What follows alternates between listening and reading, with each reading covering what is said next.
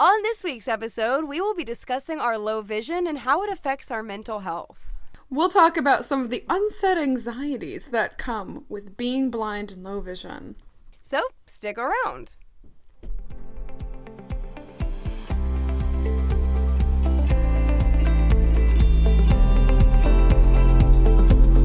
Hi, and welcome to Rare with Flair, The podcast where two 20-somethings with the same rare disease are living our best lives. I'm your host, Casey. And I'm your host, Cassandra. So, yay May! Yay, May, everybody. Happy May. Happy May! What did you do last weekend, Case? I had quite a weekend last weekend. On Friday night, I went to a Redbirds game, which is like our local baseball team. And Ooh. I'm not a sports person, but it was really cool. It was COVID safe. We had pod seating, so it felt really fancy. It was really cool because if you had to get up to go to the bathroom, there was nobody in your row, so you don't have to like push past everybody. Did you take pictures? I want to see. I took some pics. I will show you. And then on Saturday, I went to one of my best friend's graduations from grad school, so that was also fun. Holla, congrats. And then on Sunday, for us, it was Mother's Day, so that was fun, and I hung out with my family. I had a really busy weekend, everybody, and I used my cane for all of these events, and we're definitely going to talk about that more in this episode, that I'm really trying to become more of a, maybe not completely full-time, but more of a full-time cane user than I have been. Yay! So, and what did you do this weekend? What did I do this weekend? Oh, I did a lot of cooking. If you guys have been around here for a bit, you guys know that I really love to cook, and I've like really doubled down on my new hobby. I mean, I've always liked cooking, so, you know, but it's been a lot of fun. On Saturday, I went to the farmer's market in the morning, which was really fun, but it was one of those things where, like, there were lots of dogs outside, and I had my guide dog, Romana, and she's really good and she's really smart, but again, we haven't been working, like, nearly as much as we used to pre-pandemic, so, she was a little distracted. However, it was just so much worth like having her there. And I think there are a lot of situations that came out of that I feel like I'll reference later on in this episode. Yeah. Just because like it was one of those things of like, okay, this is an official, like you're out in public again. Almost pre-pandemic, except I think that most people were wearing masks, but honestly, who knows? I had no idea. I couldn't see. But it was really bright out. I got my first sunburn of the season. Oh, first sunburn of the season. Yeah. Highly recommend having an aloe plant, though. Oh, aloe plant. I love that. I need to get that. I do not have an aloe plant, but kind of on what you were saying, I feel like during the pandemic, when we weren't going anywhere, it was really easy for us to forget we were blind sometimes because we weren't having to do anything in the world. And we've both been talking lately, and I think this episode is super appropriate for the time because now that we've been going out and doing more things again, we're like, oh yeah, we're running into all of these weird situations in public all the time now that we kind of forgot existed during the pandemic. Absolutely. Well, yeah, and I was thinking, and I was talking to my mom about this, and she mentioned, because I was like, I don't know if it's that I'm more light sensitive or that these days, or it's that I am just less used to being in bright light all the time because I'm home so much. I get to adjust the light to my preference. Yeah. And, you know, I will go outside. It's not like I'm like a hermit, but still I don't go out every single day. And so just being out in the sun is like even more exhausting than I feel like it used to be for me. Yeah. So yeah, and with the summer coming too, it gets even brighter. So it's just like first sunburn, first weekend. Eye fatigue. Good times. Yeah. But yeah, later that night I had some friends come over, and then for Mother's Day I cooked a brunch, and I was so excited. Brunch. I love that. I love your cooking like stories on this pod, and we're following your New York Times. What is it? Your New York Times New York Times cooking. Yeah, subscription that you got. So it's like, what subscriptions do you have? New York Times cooking. I love it. Absolutely so worth it for my life. It's definitely worth it for you. So everyone, let's hop on into the topic. Today, like we said in the cold open, we're talking about mental health and how our vision affects our everyday life. Kind of, we're going to touch on different anxieties we go through. We're also going to touch on depression and just how our vision affects our mental health. And I think there are so many situations that we get into that are where we feel uneasy or unsure. And we're not trying to, like, I don't know. As we were writing all these down, I was thinking, oh gosh, this episode kind of feels negative because I don't want it to just be talking about all the bad times. Right. But I think it's also going to be kind of funny too. Like, I'm hoping it'll be a little bit like you can laugh too if you relate. Yeah, it's like, I don't know, if you find things that are just a little bit cringy, like laughable, you might enjoy this episode. But yeah, we also thought it was like good to talk about because May is Mental Health Awareness Month, and we wanted to just bring attention to the importance of mental health and however you experience it. And so make sure to take care of yourselves in May. We put way too much thought into when we release these episodes.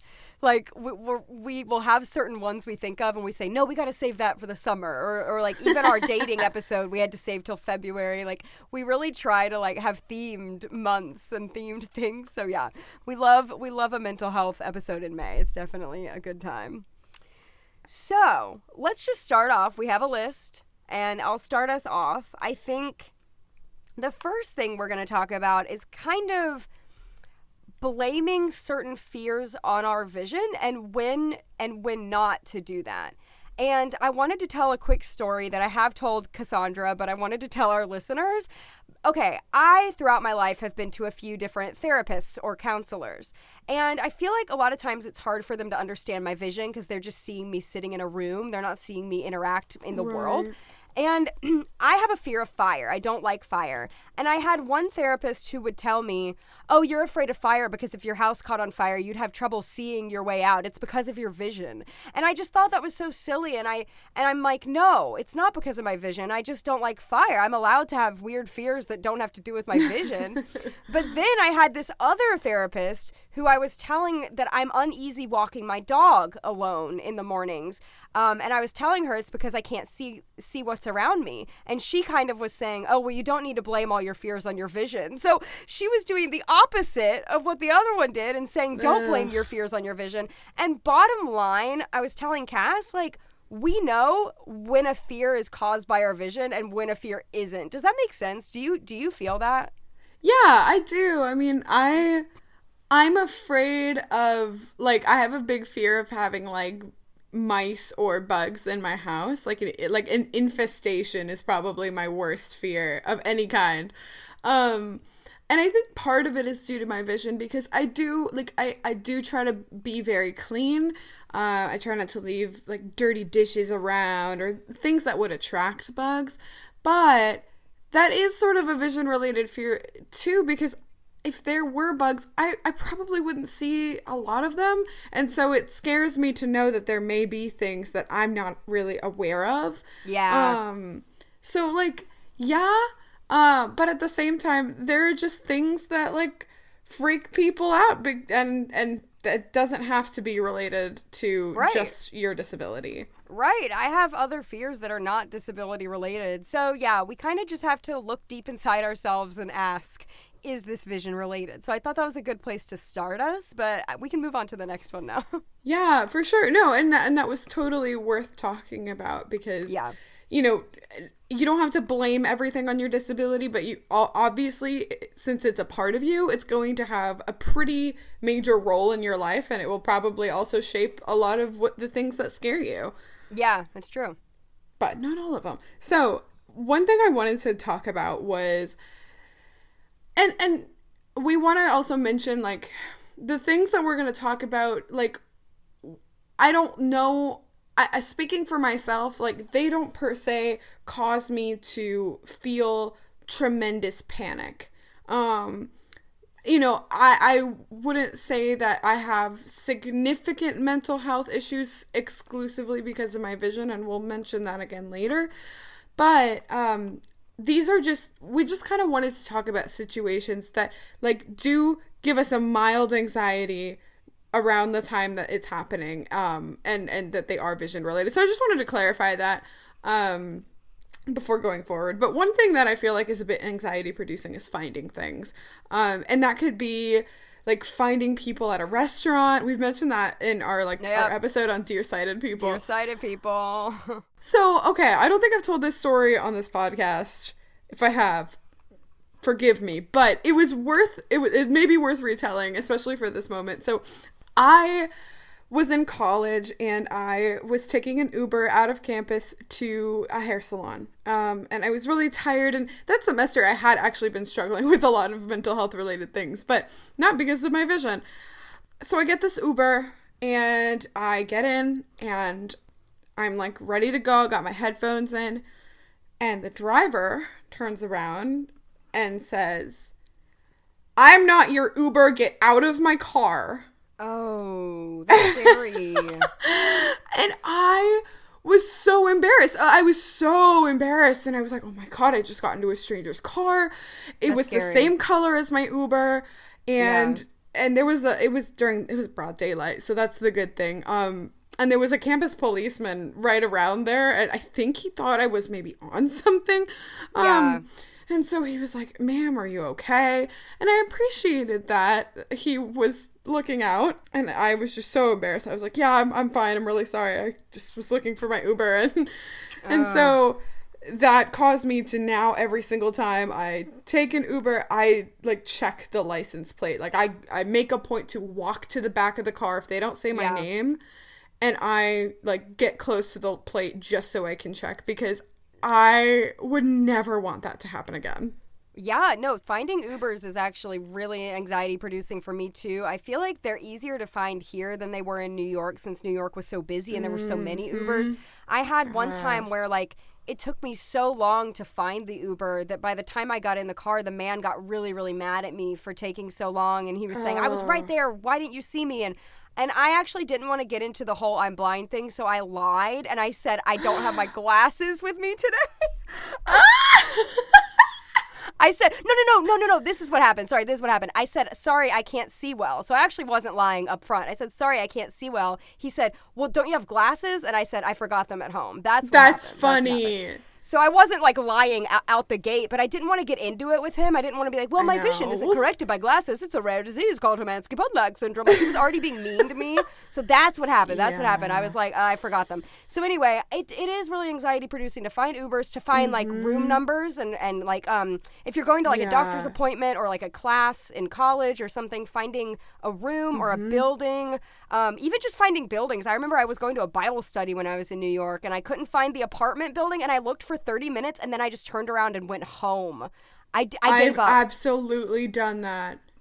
I've absolutely done that. Yeah, no, and when you were saying like how, oh my gosh, I'm sure. When you were saying that the driver was upset because you couldn't see him and you couldn't find him, I've been on those in that situation where like you're on the phone with the driver and you're like, "I'm standing right here. I'm like right here."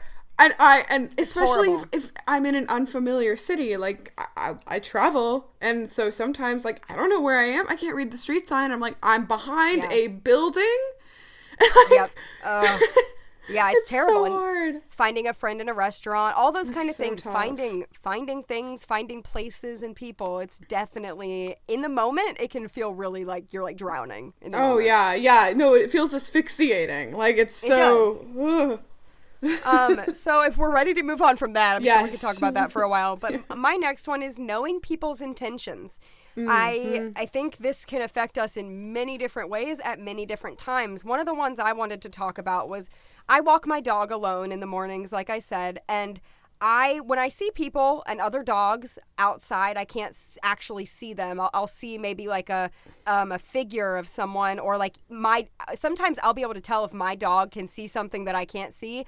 And I've had like stray dogs run out on us before without a leash on, so I can never tell if the dogs are leashed. I can never, all of that. But anyway, I had a specific moment though where I was walking my dog with my mom, and a car pulled up next to us and started slowing down and like stopped right next to us. And it freaked me out. And I asked my mom, like, what is that car doing? And she said, oh, it's just a lady and she's on her phone, like texting or looking at directions or something. And, you know, luckily I had my mom there to tell me what was going on, but we don't know. We can't see people's intentions. We can't see people inside cars. We can't even see people outside of cars if they're walking towards us or not, or, you know, we just can't, we cannot see that. And that can be a scary thing. Right. And there are some really scary statistics out there of how often people with disabilities are assaulted. And, like, it's scary because we almost always have to be a little bit on guard when we're outside because we don't have the advantage of being able to see people's intentions. And, like, I remember, so only one time I took a Greyhound bus, and I will never do it again because it was terrifying and I was alone. Like, it was me and my guide dog. And so at the station at the other city that I was leaving from, I was standing outside. I was on the phone and it felt like someone was following me. And I was already on edge because I just, you know, being in a Greyhound station, if you've been there, you know, like it's unnerving. But on a lighter note, sometimes it's just more awkward and not necessarily as anxiety producing. If you're having a conversation with someone and then they're looking at you and it's like, I think they want something from me, like me to say something, but you can't necessarily gauge their facial expression to know exactly what's going on. So it just feels uncomfortable. Yeah, even just not being able to see someone's facial expression, I don't think people realize how helpful that would be for us if we could just see a facial expression. Are you staring at us? Are you angry with us? Like, we don't know. And also, like, kind of going off of that, which is kind of a different direction that we won't talk about for long, is just also we can't give a physical description of people in crimes. So if we were assaulted or if something did happen to us and they asked us, you know, who did it and what do they look like? I mean, we would not be a great source for that. And that's also frightening too. Right. And it's something that, like, we have to be aware of for our own safety. So yeah, absolutely. I think another thing we wanted to mention that also may be a little just more on the awkward side is staying in a place longer than you want. And that could go a couple different directions. But when I was thinking of this, the first thing that came to my mind was my trip to the farmer's market this weekend. It was super bright outside. I had tinted contacts in. I had sunglasses on. They're polarized sunglasses. And I had my guide dog and I still really couldn't see anything outside. So I would go up to the stalls and I would ask them, like, hey, what are you selling here? And it was nice because the people in general were very helpful and friendly and they, like, would tell me what it is they had. But there was this mild pressure to stay there longer than I wanted to. If I could see, I would probably have just glanced. And there was, like, a pressure also to, like, buy from them because they took out of their time to tell me what they have there. And now then I feel obligated to carry on a conversation or buy something I don't really want. But it's like, if I could see, I would be browsing. Yeah. But I'm not. And so here I am. And I don't want to stay here, but I have to. Yeah, it takes more time and attention. And I've been in that situation many times, definitely. And another thing about, like, staying longer than you want, which is kind of not related to that, but also, like, it applies to this, is when you're going to a party or something and someone is driving you because we can't drive, and you want to leave early, but you can't leave because you're relying on someone to drive you home. I have avoided parties back in college. I would avoid going to parties because I didn't want to go home at 3 a.m. and I didn't know who would be able to take me. So that's also an anxiety-producing thing, too. Right, and, like, yeah, you could say, like, oh, you could take an Uber, but it just feels weird if, like, I don't know, you already committed to someone that was going to give you a ride. Also, this is going to age me, but I didn't really have Uber in college. Like, we didn't do that. That is, yeah, that's true. I went to college 10 years ago. I literally started my freshman year 10 years ago. And that was not a thing, so... Yeah, I feel like Uber's been around only more so for the past like 6-ish years. And in bigger cities too, I feel like had it first before us. Yeah. Before me. That makes a lot of sense. Yeah. Yeah. So, sorry, I didn't mean to cut you off. Context. Nope.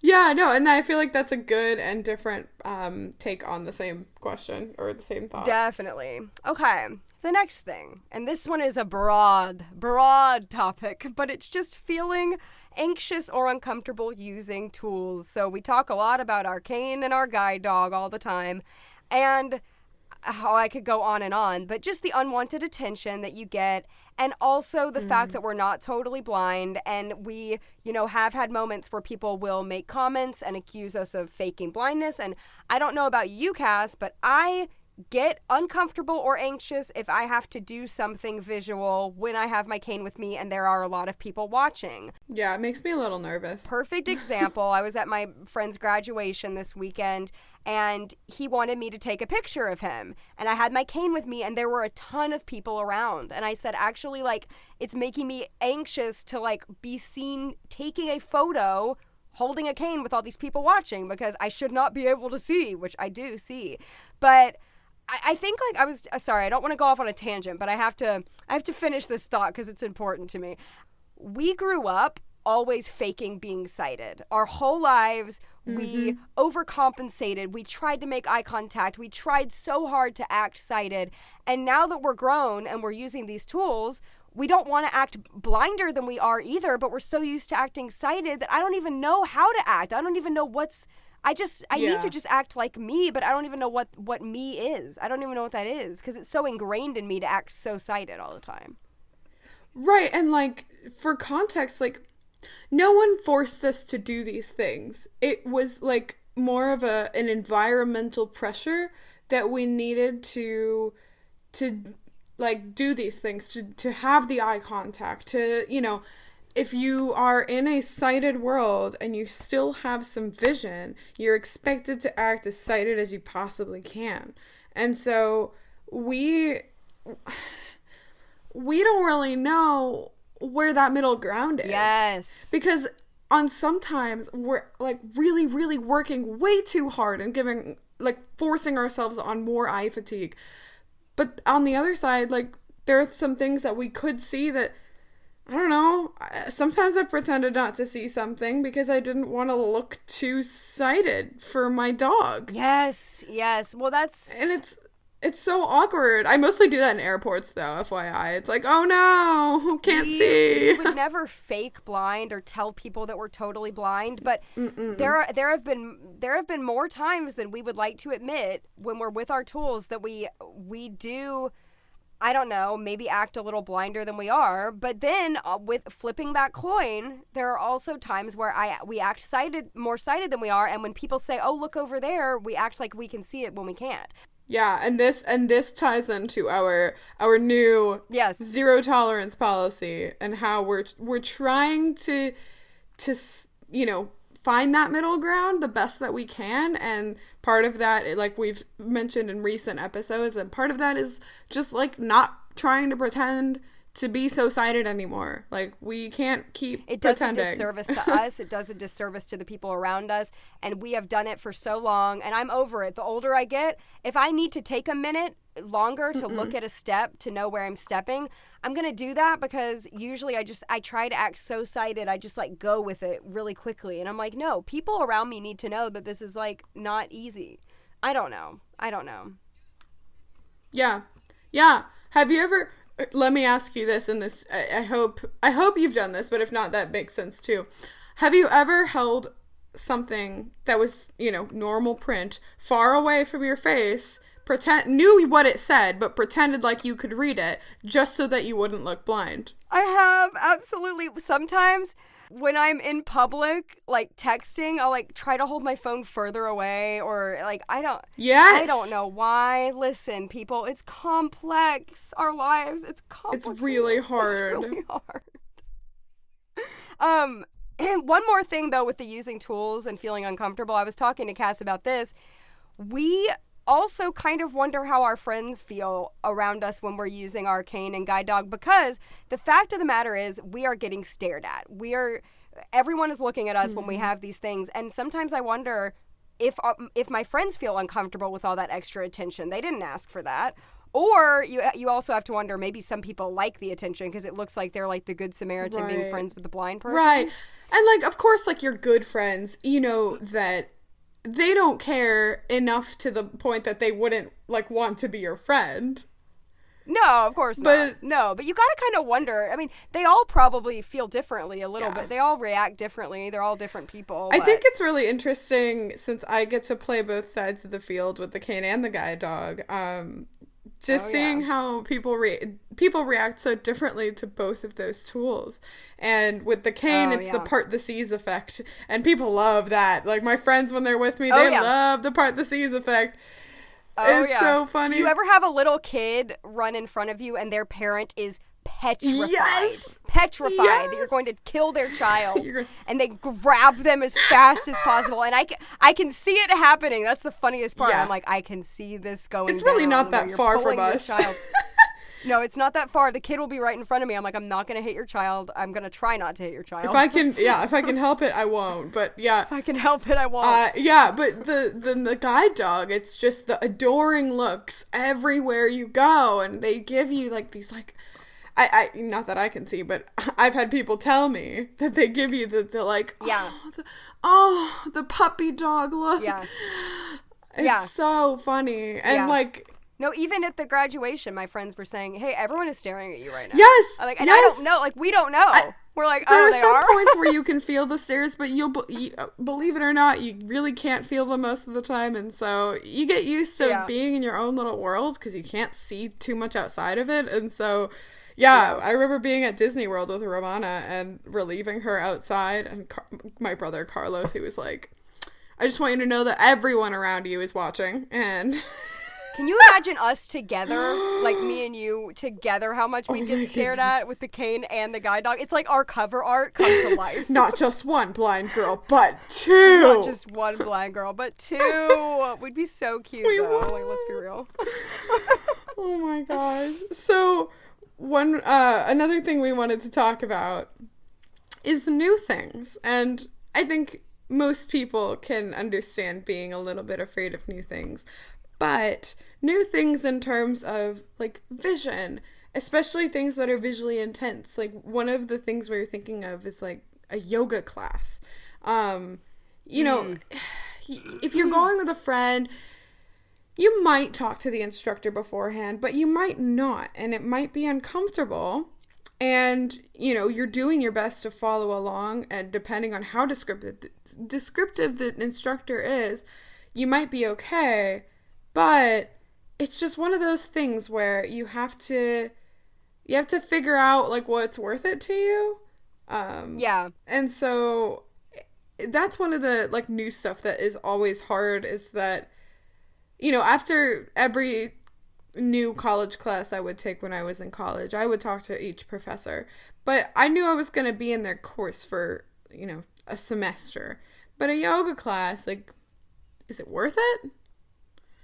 Right, if you're just going once to try it out or something. And I think, like, the key word here is new things. Like, I think if you were going to this yoga class every week, you'd start to learn the poses and get a feel for it and be fine. But the first few times going somewhere like that, is it worth it to tell the instructor? Is it worth it to try? Or are you just going to look like you're not paying attention when you don't get it right or whatever in front of everyone? You know, it's like, and sometimes it's not. I went to some yoga classes in New York that were like a one-off thing, you know, and I just didn't tell them. Who cares? But I mean, it is hard with new things like that, and even like traveling and airports and like any kind of new place. It can be a little bit anxiety producing of I've never been here before. Yeah, and so I think with that, a good way that I've learned to cope, especially with travel, is like trying to take a little extra time to really get to know the place. I think a lot of blind and low vision people end up doing this, and like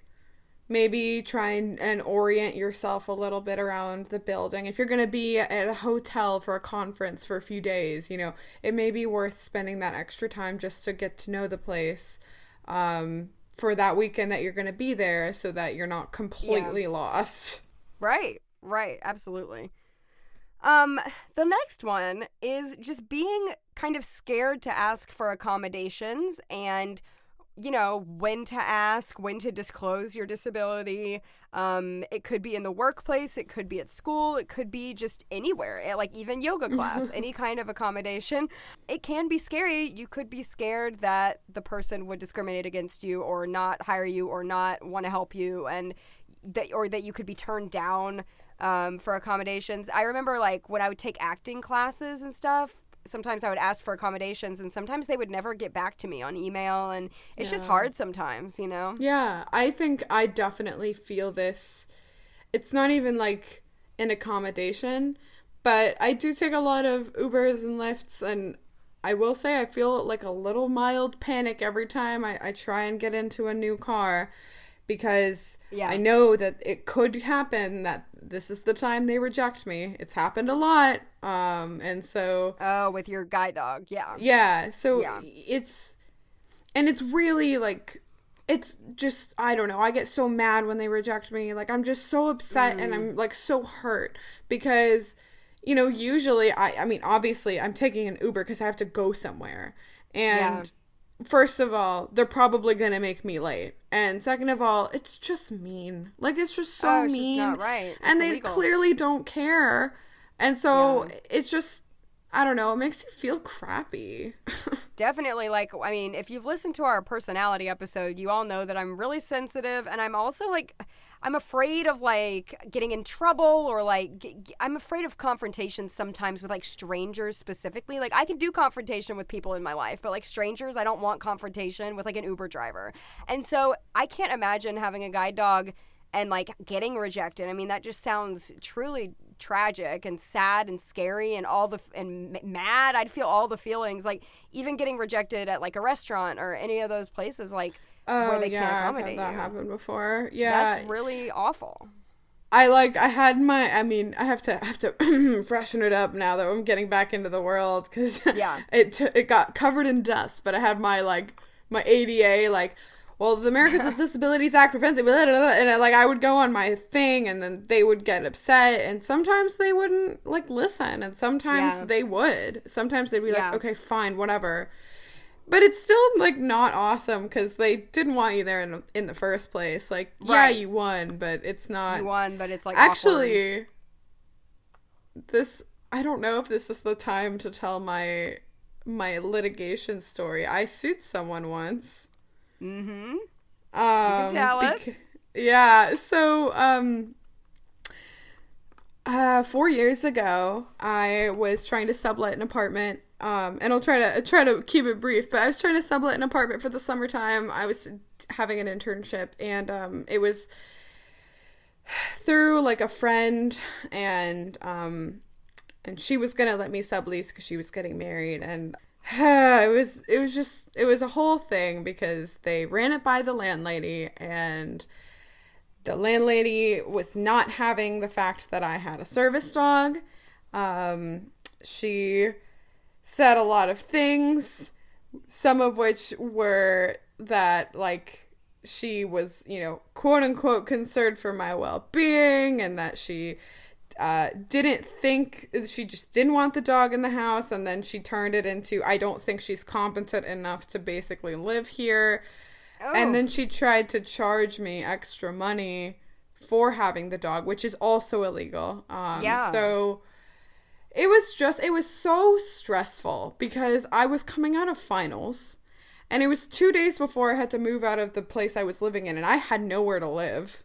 And so it was a really, really difficult situation, and God swooped in, because, again, 2 days before I had to move, I found someone else that desperately needed a sublet, and it ended up being, like, perfectly located for my needs that summer. So really it did work out, but I pushed forward with that, because that wasn't okay, and I didn't want anyone else to get caught in that situation with at least that landlady. And so I took it to the Civil Rights Commission, and we had, like, a hearing. It wasn't, like, a formal hearing. It was like I don't know if you were ever like in college and you ever like had a roommate dispute, but like when the RA would mediate, it was that kind of a thing. And I studied, like I brought my copy of the ADA. I had it highlighted. I had the emails printed where she said all of this incriminating stuff. And she had brought her attorney and I brought my dog, and the attorney didn't even have the emails, and like he didn't really have anything to say after that because it was all written down. And so it was just one of those things that like I'm glad that I went through with it. But in the moment it was like, it was infuriating. It was so upsetting that I couldn't find a place to live. And this old woman, she was an old woman. And she was saying you were incompetent to live there. I mean, it's just ridiculous. And even in the mediation, she was saying like, well, I didn't know if you could go up and down stairs. Well, she didn't even bother to ask, first of all. And second of all, it shows how much she knew. Exactly. I think, like, I'm so glad you did that. I remember when it all went down, but, like, you had to teach her a lesson for, like you said, for future people that might go through this, that this is wrong and really, and it's illegal.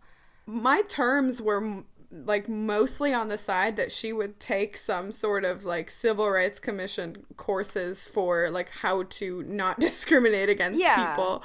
Like, that was really all I wanted, was for her to learn that was not going to be okay, and that she couldn't charge people extra money to live there, and make them feel crappy. Like, ugh. Yeah, and this is the reason why I'm really glad that we are doing this podcast and that we are advocates, because the more we talk about it just with each other and online, the more comfortable we are with the lingo, the more comfortable we are with ourselves and our blindness and all of that. So I feel like, even though I'm not going to get into like a legal dispute because I don't have a guide dog, I think like just in general, standing up for myself, and like if people did accuse me of faking blindness, I have the vocabulary and have the like ability to really speak up for myself and say exactly what's going on and what I need, because I think the more confident you are in your disability, the more you can advocate for yourself. And this goes for any accommodation you might need or any discrimination you might face. Like, it's so important to be confident and be able to speak about it. And I think I could speak about my blindness, like, you know, for an hour very easily. And I think that's important because it might come across moments in life like that. Yeah, no kidding. So that's sort of what we had to say, mostly on just a handful of things that can produce anxiety. We also wanted to touch on depression. I know, Case, you've gotten asked this before on like your YouTube videos, but we just kind of wanted to mention it. I can say that I personally don't really struggle with depression as it comes with my blindness. I feel that I grew up in a really supportive environment. I think that helped a lot with shaping my ideas about my disability. I think that also, you know, there's a lot of factors that go into it, but because I've not lost my vision, as I know a lot of people might have, that's really traumatic and difficult. And it can be like super difficult to lose something like that and then to learn to adapt. So I mentioned this before on previous episodes, like episode 6, my difficulties and struggles with mental health are more related to my traumatic physical health history, and not as related to the blindness itself. Yeah. So I don't know. That's kind of all I had to say. Yeah, I think I get this question a lot. I get the question, you know, how do you have a positive attitude about it, or do you get depression about it? And okay, my attitude is not always positive about it. There are hard times, but there's a difference between hard times and depression. I agree with Cassandra. I've had hard times where I'm in the dumps about it, but I've never been depressed specifically over my blindness. I think, like she said, I was born with it, all of that, la-di-da. You've all heard our Cures episode is a great resource also to understand like where we stand on this. But yeah, I agree with Cass. Like, my mental illness issues more so come from my unpredictable health history and stuff I've been through with that. And it's not the same as Cass's, but I think we can kind of relate in in a sense with like, it's not really our vision. It's like our body falling apart in other ways that has like given us some baggage, I guess. I don't know. And it's affected us in different ways. It's manifested in different ways. And we did talk about it in episode 6, I think toward the end. So, but we wanted to touch on the depression thing because we do get asked that a lot. Right. And yeah, of course, there are times where it's like super frustrating. I mean, see all above scenarios that we've mentioned, you know? Yes, definitely. Absolutely. But yeah, so, you know, thanks for coming to our mental health episode, but we have again. Okay, I literally try to make my singing on the game sound worse and worse every time we do it. Like, I'm like, how bad can I make myself sound on a game? Yes, a game. For today's game, we were like, hey, it's May. Happy May. We are excited for summertime. We're gearing up, and we want to do a little summertime fun game and ask each other questions that are summertime themed. Do you want to go first? Okay, my first question is, how many pairs of sunglasses do you currently own and use? That is such a good question because as most of you know, with albinism, we have light sensitivity, so we do wear sunglasses a lot. The funny thing about this is this is going to be shocking. It's going to be shocking. I only own 3 pairs of sunglasses, and I literally just rotate them. I feel like a lot of people with albinism have like 100 pairs, but I really don't. What about you? I am the same way. When I was little, my mom had all kinds of cute little sunglasses, and I had so many of them. But right now, I just have a red pair and a pink pair. I love that. I have a black pair, a pink pair, and a white pair. My first question for you is, what is your favorite summer clothing item? Ooh, there's so many cute summer outfits. I don't know. I really love cute dresses. I love a matching set. Ooh. Yeah. That's so hard. Actually, you know what though? I wear a lot of hats. Oh, I love a hat. So I have a lot of wide-brimmed hats, and I'm always excited to wear a hat. I never used to, I've always worn hats, but like there are times in my life that I was like, there's just so much extra, but like you guys, I don't know how I would survive without a hat these days. I don't know. Oh yeah, well it's helpful for the sunlight, and you do look really cute in your wide-brimmed hats for sure. Thanks, babe. I think like sundresses. I mean, I'm obsessed. I think I overall like my winter wardrobe better as far as like shoes and sweaters and stuff, and like the layering and all that. And I love jackets and coats. But I love layering. But as far as dresses go, summer dresses beat winter dresses hands down. I mean, summer dresses are so fun. Like, I know. I love. They're so flowy and happy, and they're always cute colors. Floral in my case. Yeah. They're so fun. I love that. Okay. I don't know if this is like just me, but are you a mosquito magnet? Because I am. Yes. What's your blood type? A positive? Oh, yeah. No. See, I'm O negative, and they say that mosquitoes like O negative. I don't know, but I am. That's really funny. I will be outside with like 4 people. No one gets bitten by a mosquito. I get like 80 bites. Yeah. I wear repellent, but it doesn't always help. It doesn't work. They find like the little piece that I missed. It's our blood disorder. No, I'm kidding. But I have no idea. But no, who knows? We got the sugar cookie platelets. Maybe they like that. Maybe they like our tasty platelets. Okay. Disgusting. This conversation went in a disgusting direction. I love this. Okay. Next. Okay. Okay, spoiler alert. We may or may not do a whole episode on sun protection and all of that fun stuff. But I wanted to ask you this because I know you're going to have a fun time answering it. What is your favorite sunscreen brand / I know you recently bought sunscreen that you might want to talk about? You guys, I'm going to explode. I'm so excited. She's so excited, everybody. I've gotten multiple voice memos about this topic.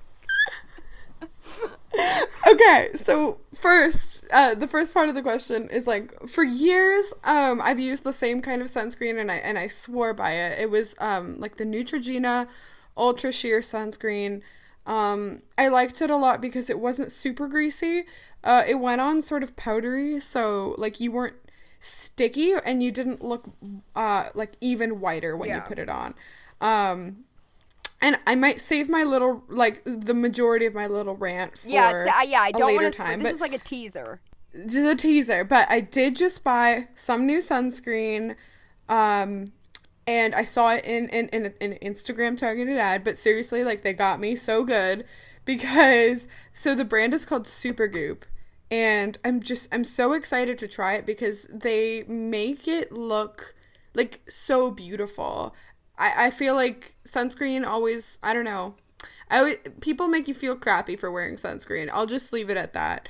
And so this is a brand that makes it seem beautiful and normal, and it's like a beauty product, and their branding is adorable. Lots of bright yellow, and you guys know yellow's my thing. I even called them today to ask a question about my order, and they greeted you with "Hello, sunshine," and I died. So we'll save your full review and rant for maybe a future app, but like that was a good little teaser. So what is yours? This is a great question. I don't really have a favorite. I kind of switch around. I like Hawaiian Tropic. I like this other one called Kiss My Face. I like Neutrogena. I don't really have one that I'm like die hard on, but maybe I'll keep looking and find one. I really like how Hawaiian Tropic smells because it has a coconut smell, and that's like my favorite smell. So I do like that. That's so funny. I feel like sometimes when people haven't eaten much coconut in their lives, like, remember, guys, I'm Puerto Rican, so like coconuts in our blood. Consider the coconut. That's not Puerto Rico, but whatever. I whenever someone talks about a coconut, I have to sing Moana. Sorry, everybody. No, like, I feel it's really funny though when like people actually taste coconut. They're like, it tastes like sunscreen smells. I'm like, no, it tastes like coconut. Yeah, like, no, I love coconut. What are you saying? I love it. I love it. Okay, you're next. So good. Okay, so, what do you do when you're caught outside without good sun protection on? What do you do? Like, how do you try and remedy the situation when you're like, oh no, I'm in too deep. I thought I was just going out for a minute and now I'm out for a while. I usually just panic. No, not really. I don't really panic, but like, there's not really a good way to remedy it. Sometimes, like, if it's like the back of my neck, I feel burning, I'll like pull my shirt up a little higher and try to I do that. I'm like, I don't know what to do. But luckily I don't really get in that situation too often, but sometimes I will go walk my dog and be like, dang it, I forgot to apply today, but that doesn't happen that often. Yeah. I feel like as we've gotten older, we're getting better with our sun protection. Yeah. I've tried the umbrella thing. Oh, yeah? Like, if I happen to find myself, like, maybe in the car with my parents, and I'm like, oh, no, I didn't reapply, SOS, I'll try and just, like, walk around with an umbrella. Mary Poppins it up. It helps. Mary Poppins it up, you know? She's an icon. She's a queen. She is. Okay, my next one is just a this or that, and it's kind of a boring question, but I actually do want to know your answer. Pool or beach? Oh. Huh. It's a hard one. It is a hard one. They're good for different times. They are. So I've never been much of a beach person because I just think it's altogether too bright. Yeah. And it's like, it feels like a lot of work for me. I mean, no shade, because I know you love the beach. But, the sunscreen, the reflection on the sand and the water, and I don't know. I also like. I don't know. I feel like the beach is exhausting, though. It's like the kind of thing that it's like you come home and you feel just exhausted. Oh, it is. And you might not have done anything. It is. But it is. You're tired. You're tired and hungry. But so, I don't know. Yeah. I don't know. I don't go to either very often. Not gonna lie. So I think the beach, I love the sound and the smell of the ocean. I really love it. I don't like sand. I hate sand. I hate sand. I like the pool though too a lot. I just like being near water and like laying out and relaxing. So I like both for different times. How do you lay out though? Do you lay out under an umbrella? It depends. Sometimes I do. Sometimes I'll switch. I'll do like 20 minutes out, 20 minutes under. I really lather up on sunscreen, and sometimes I just won't take my clothes off. Like at the beach, I'll just wear a big t-shirt and not take it off. Like I'll wear a swimsuit underneath, but if I don't want to get a lot of my skin exposed, I'll just like wear a big shirt. And then, yeah, like I like being out in the sun. I know it's like a terrible like thing because I shouldn't be out there, but I love the sun. I hate cloudy days. I love the sunshine. I like seek it, even though it's so bad because we burn.